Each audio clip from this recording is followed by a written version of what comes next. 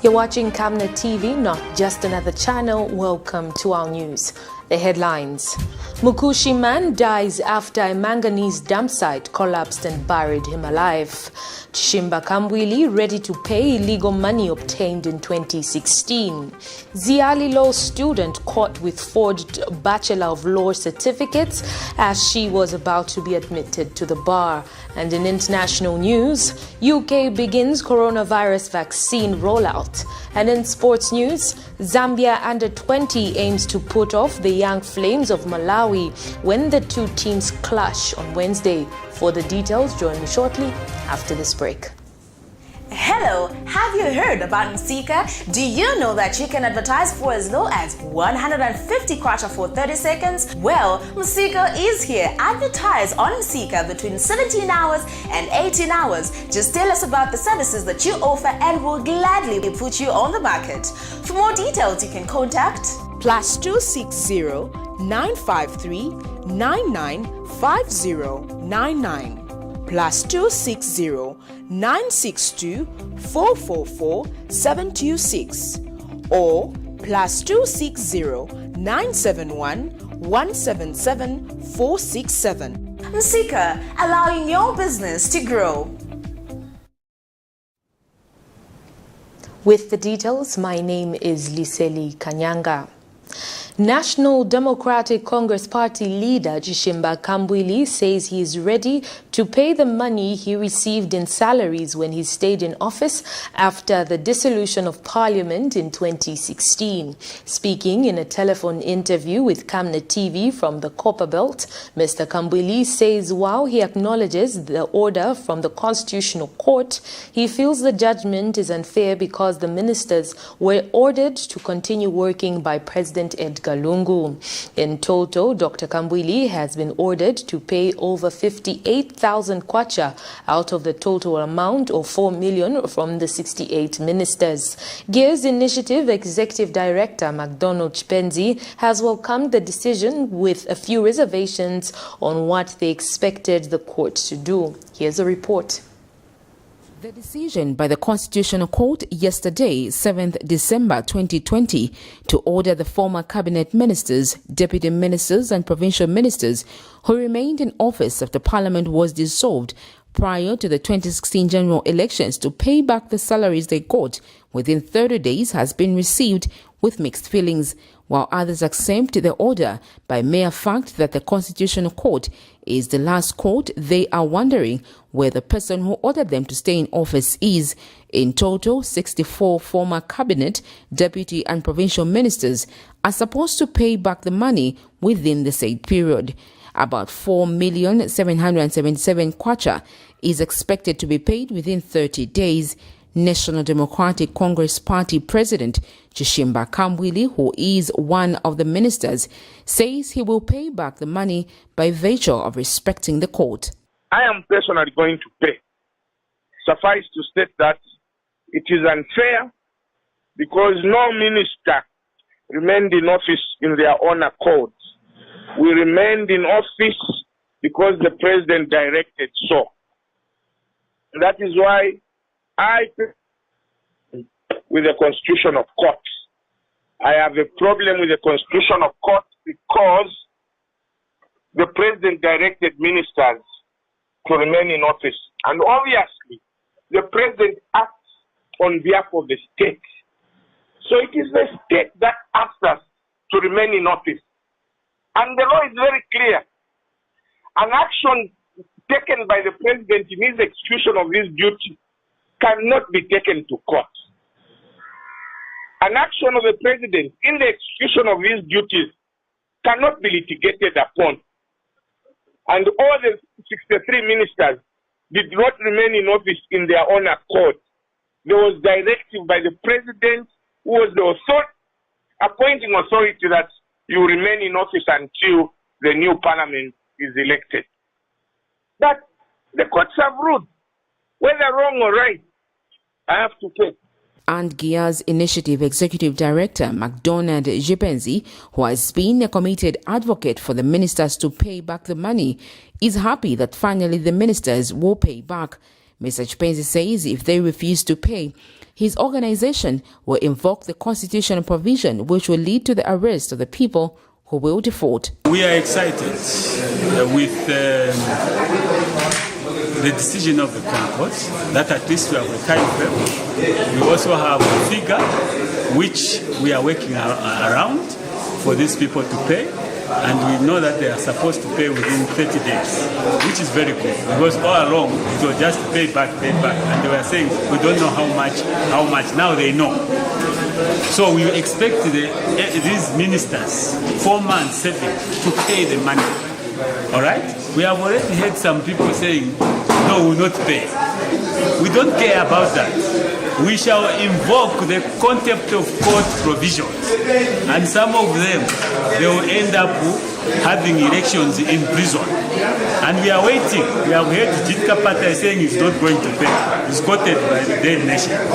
We are going to invoke the provisions that are giving us power to cite people contempt of the courts. Sharon Kalimbola, Camnet News, Lusaka. The Zambia National Farmers Union, ZNFU, says farming has the potential to turn Zambian farmers into millionaires. ZNFU Public Relations Officer Kelvin Kalei has since advised farmers in the country to take advantage of the favorable rainfall the country is experiencing to grow their yields. Mr. Kalei says farming is a business, adding that farmers are expected to make good profits from the business as opposed to the current small profits that farmers have been subjected to. He has meanwhile advised farmers against concentrating on politically affiliated crops such as maize, but diversify to other crops if they are to greatly benefit from their sweat. More in this report. While farmers are the food basket of the country, the profit made from their business has continued to be a subject of concern. With climate change becoming more severe, crop diversification is key to ensuring food security. The Zambia National Farmers Union is calling on farmers in the country to make use of the abundant rain this year to diversify from only growing maize as a business, but venture into other crops that yield good profit that matches with the labor invested in the business. In terms of agriculture, here's an opportunity that comes to diversify. Let's not just look at maize. There are other high-value crops that people can venture into. Mixed beans, okay, kidney beans, and so on. These are the crops that are doing very well. We've seen diversification into cassava. We've seen diversification into cashew. Yes, cashew will take 3 to 5 years to start giving you seed or for you to start harvesting. But that is another opportunity for diversification. We need to plant as many crops as possible and run away from crops that are going to hold you down as a farmer. You know that there are certain crops that will not even move you forward, no matter how much you did.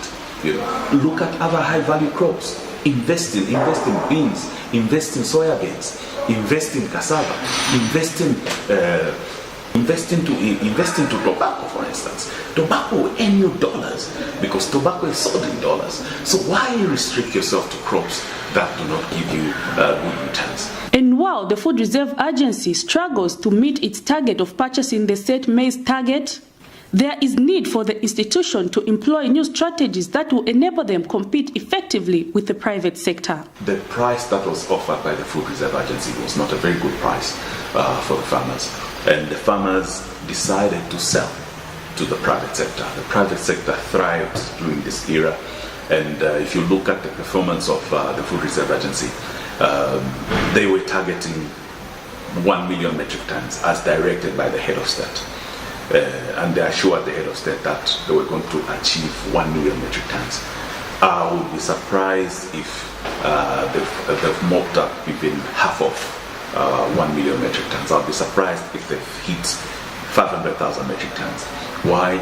Because one, they moved into the market very late. Secondly, the pricing was not very good.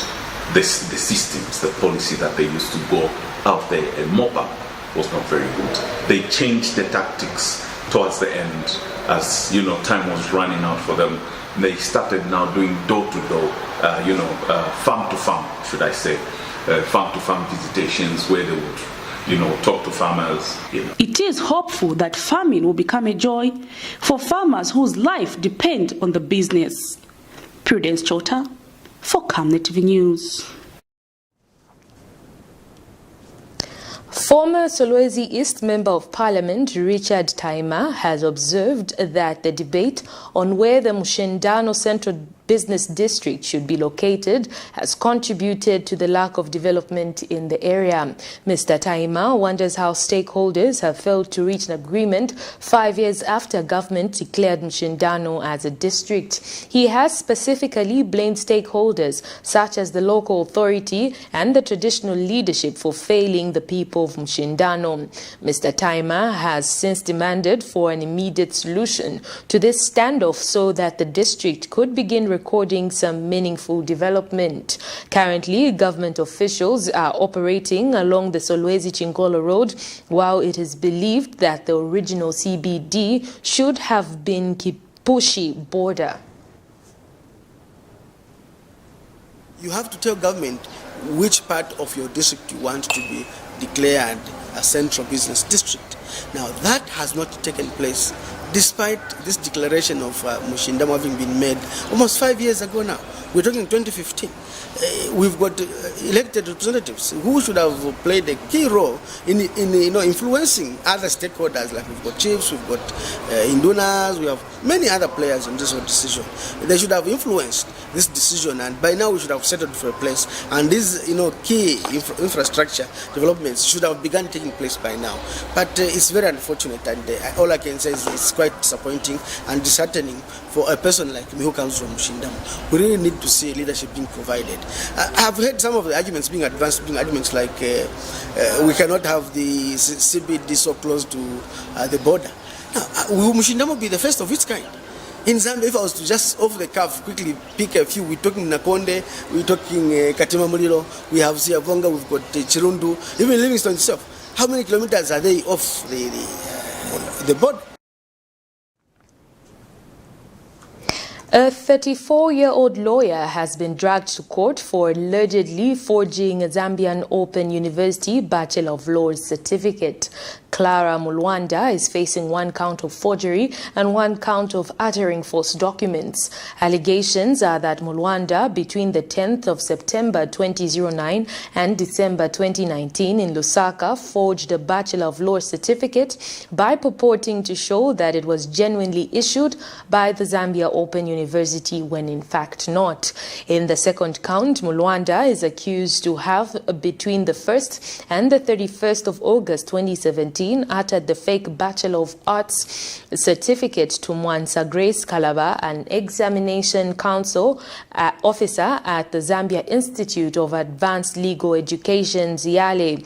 The accused was caught after she was about to be admitted to the bar to start practicing law after having cleared the ZIALE exams. Magistrate Anne Malupenga has adjourned the matter to the 10th of December 2020 for plea. And still in court news, Lusaka Principal Magistrate Felix Kauma has thrown out a case in which a Lusaka lawyer has been sued by her ex-lover for unlawfully and negligently doing acts likely to spread a sexually transmitted disease after he had unprotected sexual intercourse with her. The dismissal follows the non-appearance to the court by the complainant, Naomi Sitole, an assistant researcher at the High Court. The defense submitted before the court that the case be dismissed on grounds that the complainant has on 2 occasions failed to appear before the court without giving any reasons. The defense further submitted that pursuant to Section 92 and 90 of the Criminal Procedure Court, The complainant is the person to prosecute the matter, but she has not shown interest in doing so. This was in a case in which Naomi Sithole, an assistant researcher to a Lusaka High Court judge, sued Kelvin Milambo in Lusaka Magistrate Court after she saw his WhatsApp chat with his ex-wife in which she was telling him about her antiretroviral therapy art treatment. It took him almost 2 hours just to leave the courtroom for fear of being filmed by journalists. Kelvin Milambo, the man who was dragged to court by his ex-lover, a lawyer, for unlawfully and negligently doing acts likely to spread a sexually transmitted disease after he had unprotected sexual intercourse with her, was this morning set free by the court. When he appeared before court, his case was dismissed on ground that the complainant in this case, who is eligible to prosecute the matter under Section 90 and 92 of the Criminal Procedure Code, has shown no interest in prosecuting the case. This was a matter in which Naomi Sithole, an assistant researcher to a Lusaka High Court judge, sued Kelvin Milambo in the Lusaka's Magistrate Court after she saw his WhatsApp chat with his ex-wife in which she was telling him about her antiretroviral therapy. Sithole wanted Milambo to answer to a complaint of unlawful and negligently doing acts likely to spread infections, contrary to Section 138, Chapter 87 of the laws of Zambia, when he had unprotected sexual intercourse with her. But when the matter came up this morning for commencement of trial, the complainant was not before court to prosecute the case, prompting the defense to ask the court for a dismissal of the case on grounds that the accused on 2 occasions had made the court adjourn the matter and not explained a reason to why she was not before court. The defense submitted that in the last sitting, the complainant was available when the case was adjourned to this date, but wondered why she was not before court this morning to prosecute the case.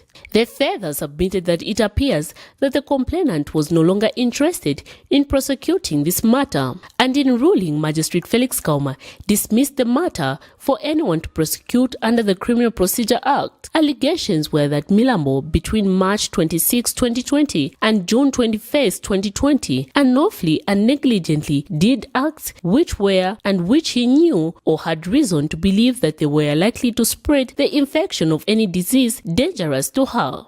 Miriam Kemba reporting for Camnet TV News in Lusaka. And moving on in the news, National Development Planning Minister Alexander Chiteme says climate change poses a huge threat to the attainment of the country's development aspirations championed in the Vision 2030. Mr. Chiteme says it is to this effect that government has begun mainstreaming climate change adaptation and mitigation actions in plans and policies at national and sub-national levels to mitigate its risks. The minister was speaking during the handover of 20 motor vehicles to implementing entities under the Transforming Landscapes for Resilience and Development project in Luapula, Muchinga and northern provinces. More in this report. Climate change remains a huge challenge for the world today, and Zambia is also affected. In this regard, government and its cooperating partners has been implementing programs aimed at mitigating the effects of climate change.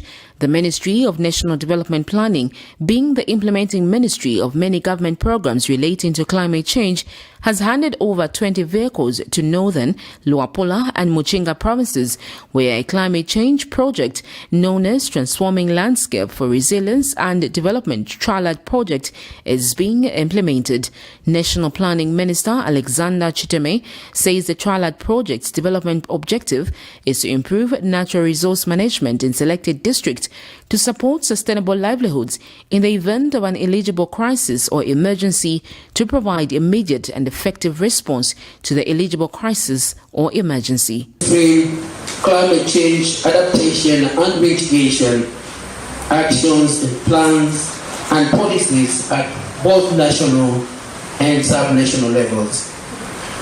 Ultimately, through mainstreaming, we want to contribute to changing, first of all, our people's mindsets, as well as to help build resilience in our communities. Distinguished ladies and gentlemen, Data suggests that increase in knowledge about climate change can lead to people adopting to positive behaviors aimed at mitigating and adapting climate change. It is also true for our communities to have an appreciation of both individual and collective efforts needed to respond to climate change, to the climate change threat.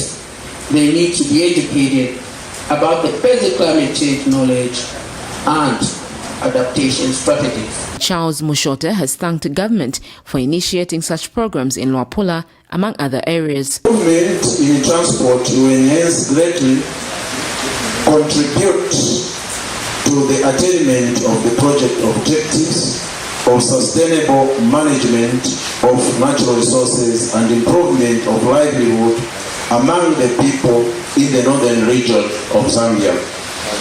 I wish therefore to state that as provincial administration, in close collaboration with the district administration, we shall ensure that the vehicles and the two boats are used purely for the project activities. I further wish to appeal to all the institutions receiving these vehicles to safeguard them and avoid misuse.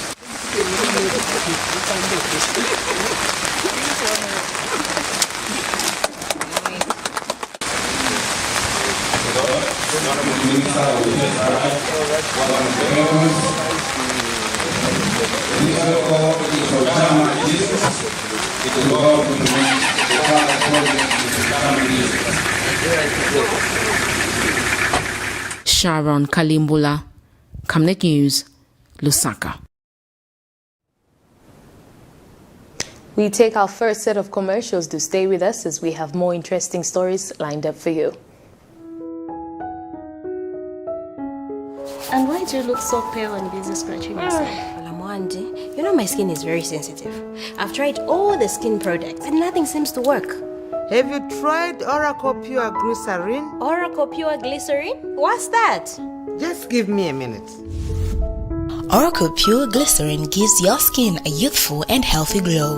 Ish, you're glowing. Don't tell me. Yes! I already know the secrets. Oracle Pure Glycerin! Try Oracle Pure Glycerin for that perfect skin. From time immemorial, we have had different types of lighting options, from those that can burn down our investments in minutes to those that dig holes in our pockets due to constant replacement and huge consumption of our ZESCO units. Savenda Electric introduces the new and advanced electric bulb with cutting-edge technology of LED that has low power consumption, gives out bright white light, and lasts up to 25,000 hours. Savenda Electric manufactures all types of LED light, like plastic LED fluorescent tubes, down lights, ceiling lights, outdoor fittings, and solar street lights made to customer specifications. Let's live on the bright side of life by choosing the wide range of Savenda electric lighting solutions that are available in all leading stores and supermarkets countrywide. For orders, call 0962 642 490 or email jnbunda@savenda.com or pchabula@savenda.com. Thank you so much for staying with us. We continue with the news. A man only identified as Justin of MKUSHI district in Central Province has died after a manganese dump site collapsed and buried him. The incident happened at around 15:30 hours when illegal miners were operating the dump site.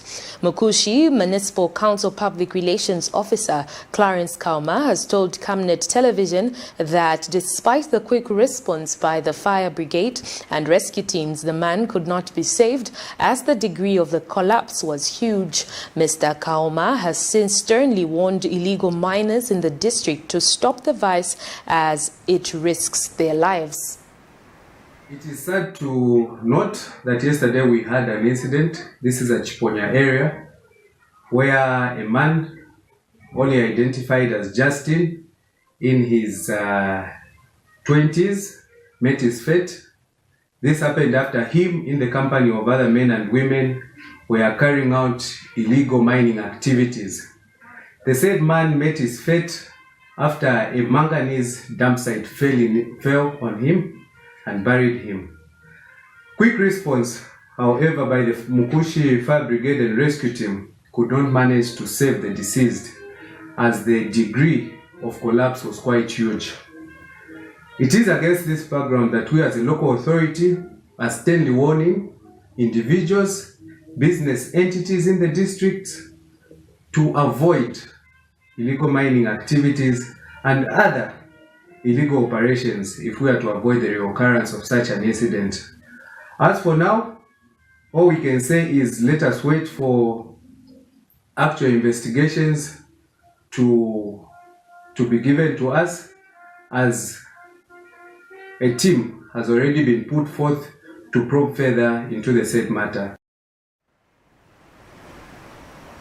A consortium of civil society organizations have anonymously challenged the Electoral Commission of Zambia, ECZ, to begin taking into account the voices of the Zambians on the ongoing voter registration exercise. The CSO's main concern is the insistence by the Commission that it will not extend the ongoing voter registration when the exercise comes to an end on the 12th of December 2020. Caritas Zambia Executive Director Eugene Kabilika says ECZ must realize that it is working on behalf of the Zambian people who have a larger stake in the commission, saying that it is not representing its own views as is being portrayed.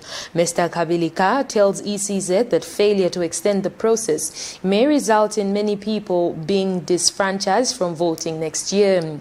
And Zikutule Consortium Executive Director Nicholas Piri says a number of stakeholders have written to ECZ to seek clarity and express their views on a number of issues, but the Commission has decided to remain mute and defiant. ECZ has so far only registered slightly over 4.3 voters from the projected 9 million voters. They can be able to raise money from ECZ so that they can extend voter registration. This is a process for the citizen. It's us who gives the money. If they're able to find money for other things, they should even be able to find money for this thing.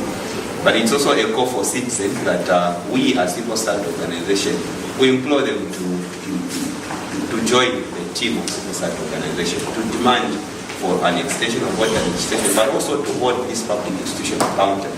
Because it's us who have given them power to be in those offices. They are doing that job on behalf of something. From the word go, sure, you couldn't see that you cannot capture 90 million people in 30 days. We should not spend time discussing this. Our appeal is that the ECZ commissioners, the chairperson and management should step aside for other competent, capable, patriotic citizens to run that institution if they have failed, than plunge this country into chaos. That we not accept. So our appeal to the citizens is that don't leave this to BIA's initiative, don't leave it to Zitukula Consortium, don't leave it to Caritas Zambia alone, don't leave it to any other person. This is your battle. Look, we still have the time to speak today. A time may come when we will not have the opportunity to sit here and address the nation. Transparency International Zambia, TIZ, has expressed sadness that despite several condemnation and advice to government to address the ever-increasing acts of corruption in the country, the scourge has continued to surge in the country.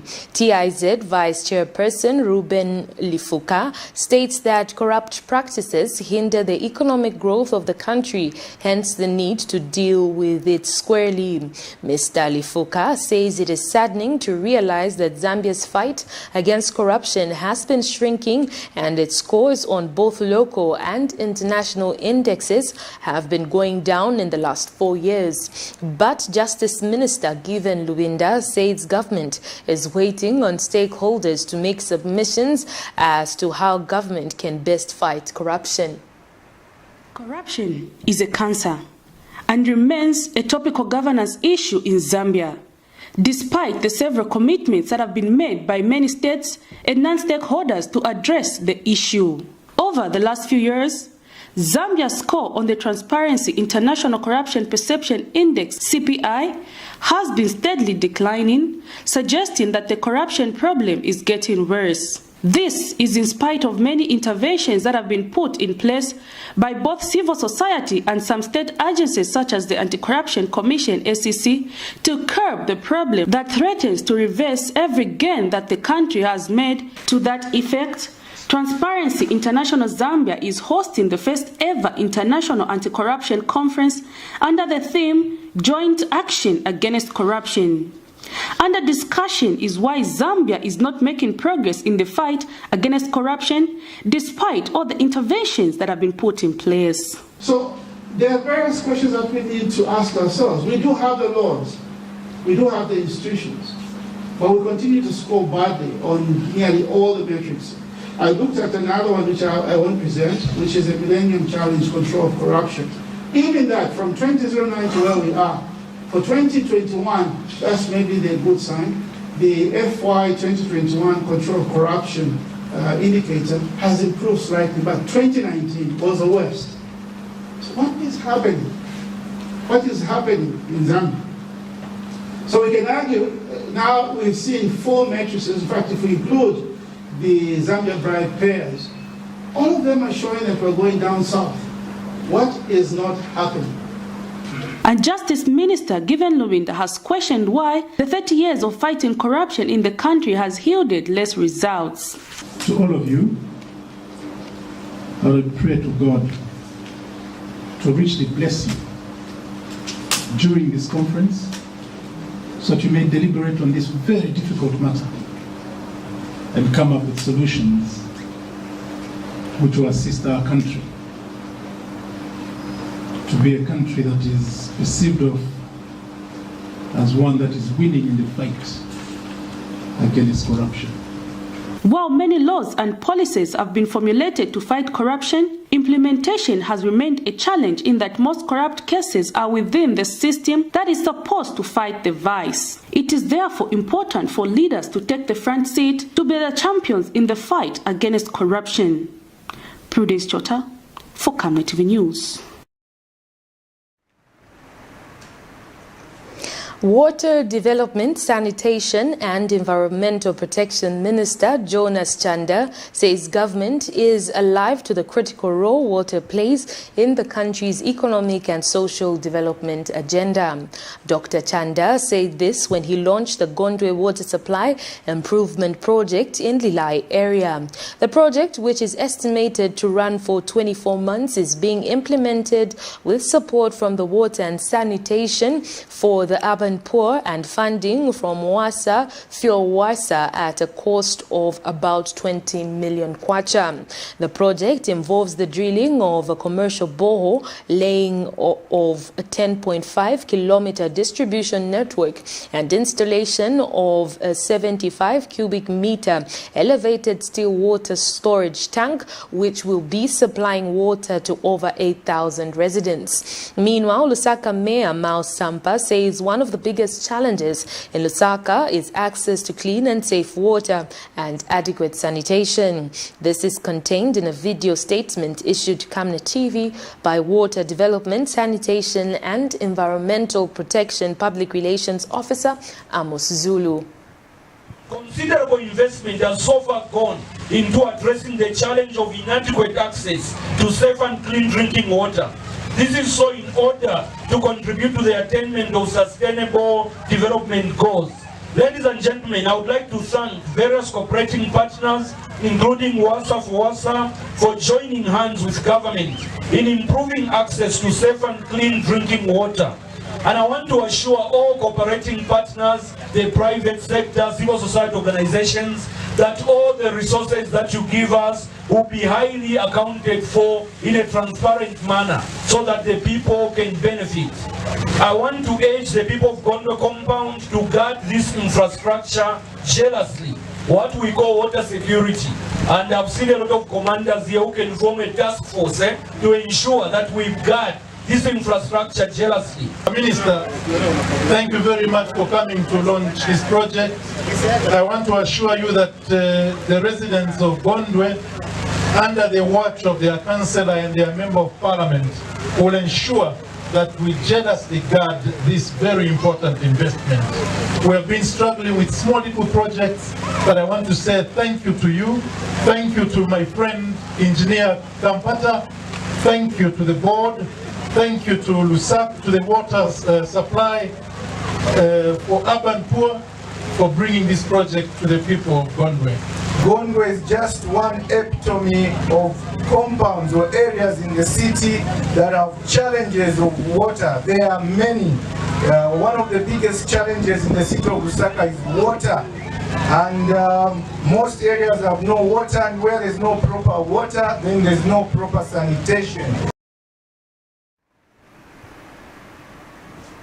Government is engaging traditional leaders in the Northern Circuit on the need to safeguard land in game management and protected areas for the preservation of animal inhabitants. Ministry of Tourism and Arts Permanent Secretary Alex Zulia Ponga says encroachments in areas that surround the Kasanka National Park will have a negative impact on the feeding areas for straw-colored fruit bats that are an annual phenomenal international tourist attraction.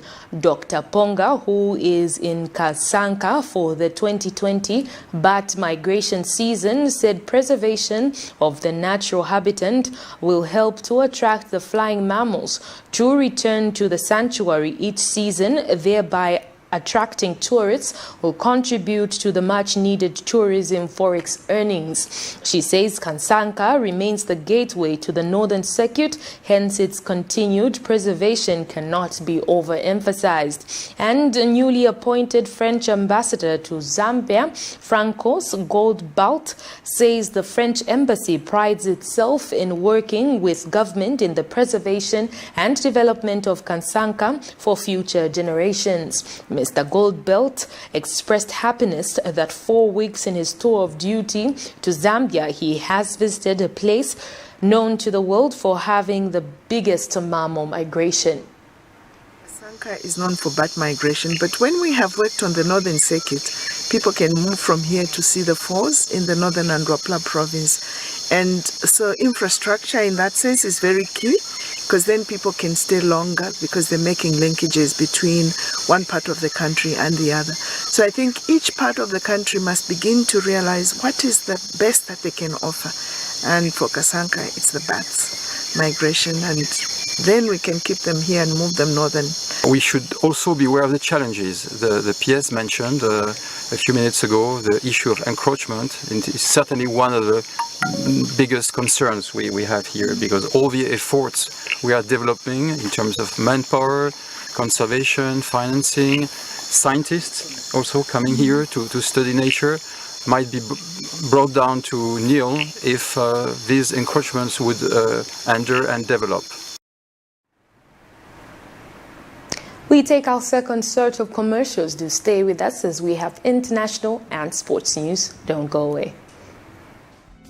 Stay home, stay safe. Times have changed.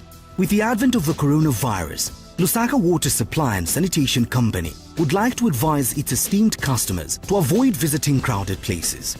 You don't have to move to pay your water bill. You can do it in the convenience of your home. You can pay your water bills through Zanaco Zapit, Stanbic Bank, Standard Chartered Bank, and FNB. You can also use Airtel, MTN, and Zamtel Kwacha mobile money transfer services.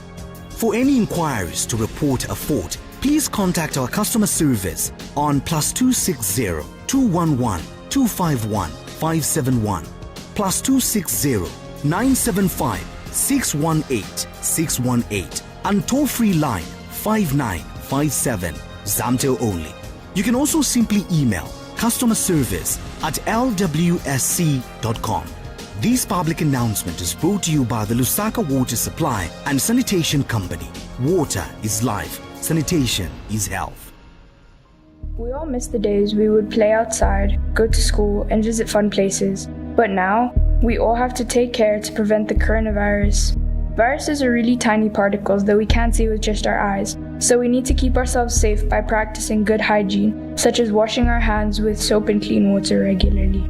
We can also use hand sanitizer to keep our hands clean. It's also important for us to keep our bodies and surroundings clean. We must also avoid handshakes, hugs, and standing close to other people in public places.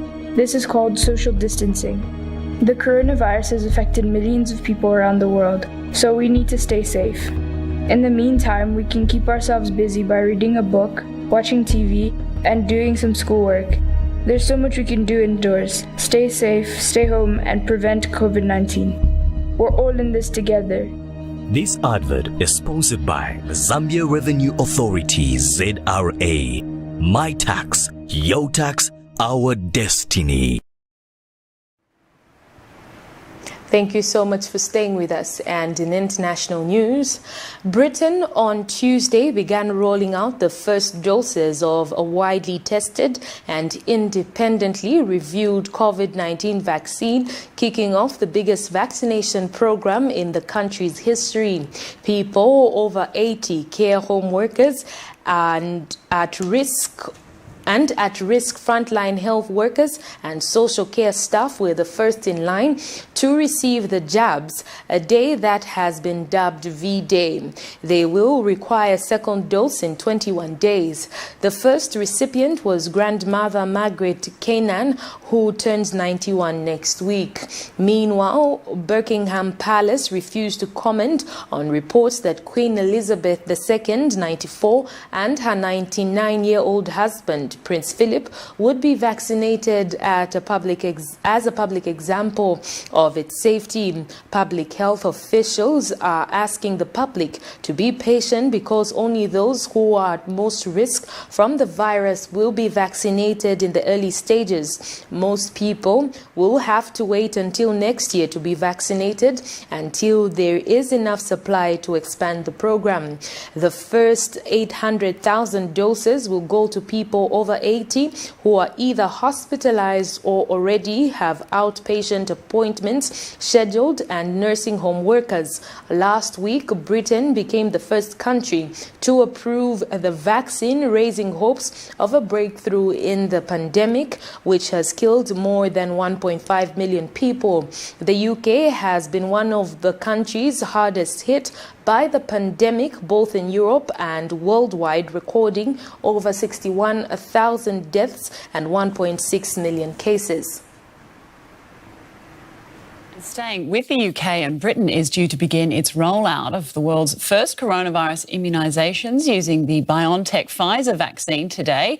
It's being called V-Day in Britain, and it's hoped the vaccine will mark the beginning of the end in the war against the virus. This is a moment the whole world's been waiting for.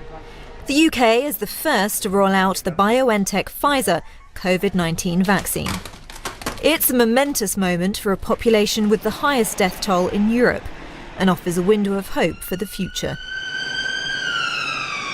We've very, very sadly lost many residents of those care homes who've died from COVID. It's been a hugely challenging and difficult year, and all the time this promise and this hope of a vaccine has been there. So it's very exciting to have got to the point where it feels like that we might be able to make a really positive step forward with the help of the vaccine.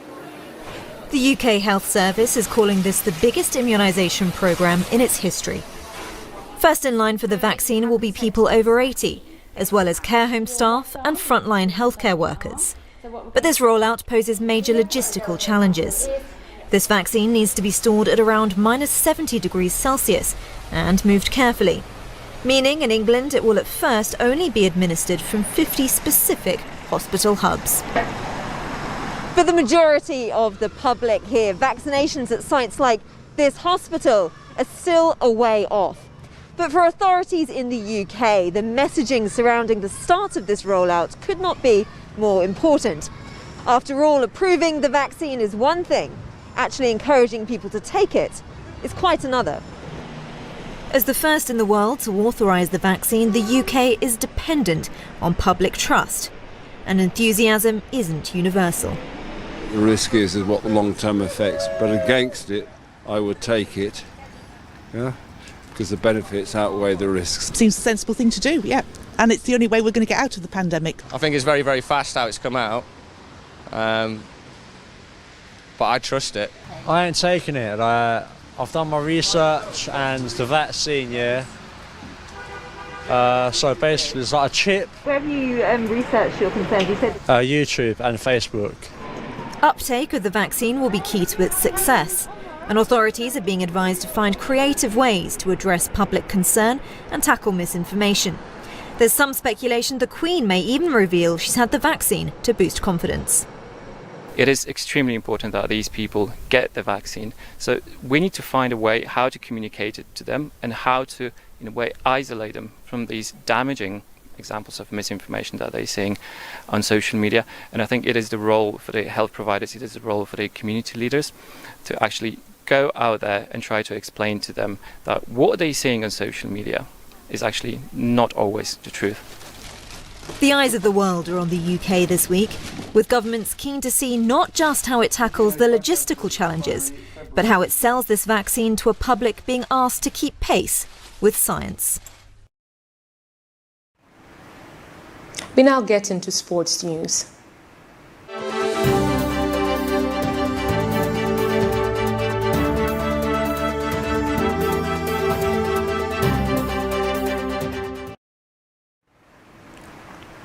In sports news, Zambia defender John CHISHIMBA says there should be no room for error when the young Chipolo take on Malawi in their third Group B match at the 2020 COSAFA Men's Under-20 Championship. CHISHIMBA, who scored the opener in the 2-0 win over Comoros on Monday, has emphasized on the need for all players to apply themselves positively and take all 3 points against the Young Flames on Wednesday afternoon. A draw will be enough to seal Zambia's place in the semi-finals of the competition, but CHISHIMBA admits that it will not be easy facing Malawi, who won one game and lost the other in Group B. Only the top team in each pool, as well as the best placed runner-up, will advance to the semi-finals, while the two finalists at this year's competition will win a place at the 2021 African Under-20 Cup of Nations, which CHISHIMBA says should come as a great motivation for the players. Zambia led Group B with 6 points thanks to a 1-0 win over Namibia and 2-0 win over Comoros, while Malawi are on 3 points, winning their first match against Comoros 1-0 before losing to Namibia 1-2. That sports item brings us to the end of the news, but before we go, a recap of the headlines. MKUSHI man dies after a manganese dump site collapsed and buried him alive. CHISHIMBA KAMBWILI ready to pay illegal money obtained in 2016. A ZIALE law student caught with forged Bachelor of Laws certificates as she was about to be admitted to the bar.